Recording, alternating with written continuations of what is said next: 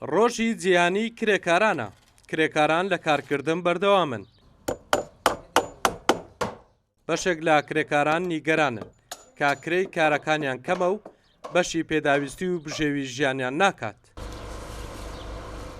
غاز گرانە، نەفت گرانە، وەزعیش تەواو نییە.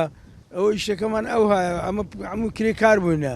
تەقاعود بوومە 200,000 دەدەن، 200,000 چی پێ دەکاکە؟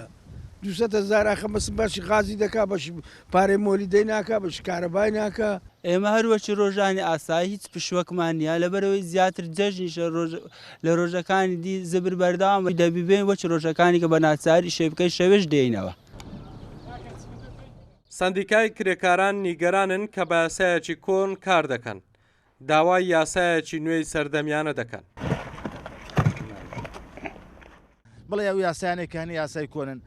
خواستی سندیکای کرێکاران و کرێکاران ئەوەیە کە یاسای تازەی هاوسەرە یاسای سەردەمی بۆ کرێکاران دەربچێ. پرۆژه یاسای ڕژنووسی یاسای کاری هەرێمی کوردستان ئێستا لە ئەنجومەنی وەزیران هەتا ئێستا تۆزی لەسەریشتووە و یاسای کارێک دەرچووە، یاسای کاری عراقی پێدرێن، یاسای ژمارە 37 ساڵی 2015 ئەو یاسایەکی گونجاوە بە پێی شارەزایانی یاسا ناز کە لە بەرژەوەندی کرێکاران. ئەو یاسایە زۆر مادە و بەرگەی باش تێدایە کەسی لە هەرێمی کوردستان هەتا ئێستا ئێمە داوامان کردو و یاسایە لە هەرێمی کوردستانیش کاری پێ بکرێ. لە ساڵی ڕابردوو لە هەولێر دەکرێکار لە کاتی کاردا گیانیان لەدەستدا. تەنها لە 4 مانگی ئەم ساڵیش 4 کرێکار گیانیان لەدەستداوە.